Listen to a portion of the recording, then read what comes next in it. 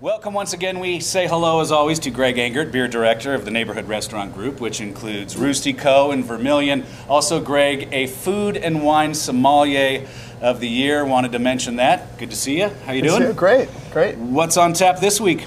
Well, this is a very special week, I think, because this is the week where Bell's inimitable double IPA goes out to the masses here in Washington, D.C. So each year around this time, we see the Bell's Hopslam in very limited quantities at better beer shops around town, as well as at certain bars and restaurants and things like that on draft. What is it about this beer? I mean, it burns up the beer blogs. People just, they write it down on the calendar months ahead of time. Absolutely. I think the thing about this beer that people shouldn't forget is that at its base, it is an amazing beer. It is an Imperial IPA that's got balance to it. So when you talk about IPAs, we're talking about hoppiness, bitterness, all sorts of great fresh fruit, hop characteristics from the hop in the nose, things like that. And it's just amazingly complex. You get all these layers of grapefruit and pine, floral notes, things like that. And then on the palate, it's kind of lush, it's rich, it's got a nice sweetness up front that balances against the bitterness as well. So it's just a phenomenal beer. And then when you factor in the scarcity, it kind of sends it through the roof. And well, let's give it a try. Why wait? First one of the year. Nose is fantastic.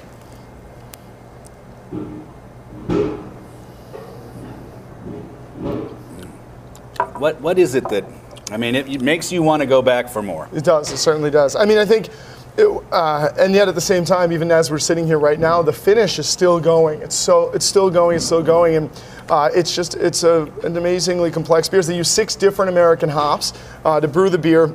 And then they dry hop it, so while the beer is, is fermenting and then conditioning, they're adding in Simcoe hops, which is a really prominent Pacific Northwest hop that gives it this wonderful kind of grapefruit, kind of resinous, piney note as well. This beer, as you mentioned, is scarce. It is not cheap. No. So what's the best temperature to enjoy it at? You don't want to stick it in a cooler full of ice overnight. Yeah, absolutely not. I'd say, anywhere from 45 up to 50 degrees. So you're going to want to pull it out of the fridge. You're going to want to let it kind of come down, or up to temperature, I should say, because the little bit of a warmer temperature is going to give us great aromatics. It's going to allow the flavors to come out. It's going to allow us to taste everything on the palate. Now, that said, while it is pricey, this is not a beer to be laid down. You don't want to sit on this stuff as much as you might think you should because of its, how scarce it is and how wonderful it is. Drink it fresh, because the amazing hop aromatics are going to kind of dwindle. They're going to wane over time. So you really want to make sure that you drink it, you buy it, and drink it, and enjoy it. I will say a couple more things about Hopslam. It is very difficult to find. It's already flying off the shelves. People are hoarding it. I can attest to that. Yeah, present company included. But at the same time, we will see more Hopslam at the end of February. Okay. Bell's continues to ramp up production, so if you go out and grab it now if you can, but if you don't see it, if you can't find it, keep hope, because at the end of February it'll be coming back around. You're having a big event surrounding Bell's beer. Let's talk about that in a moment. But first, what's good to eat with Hopslam?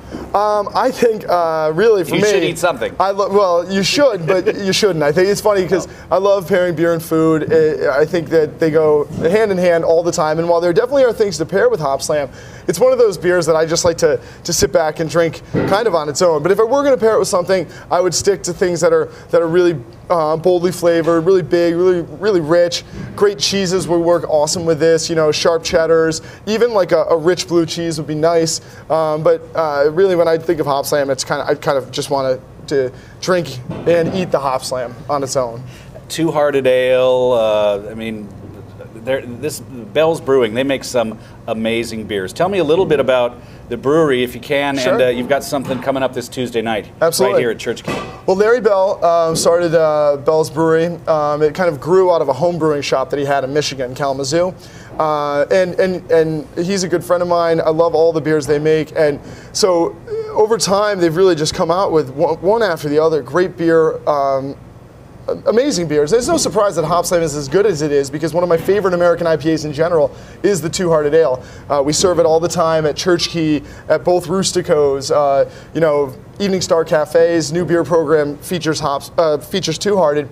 And so these are phenomenal beers, hoppy beers that are great. They make a bunch of great stouts. So this coming Tuesday night, January 31st, at Church Key and Birch and Barley, starting at 6 p.m., we're going to continue a tradition we've been lucky enough to be a part of for many years now, and that's to tap the one and only cask of Hopslam in the area.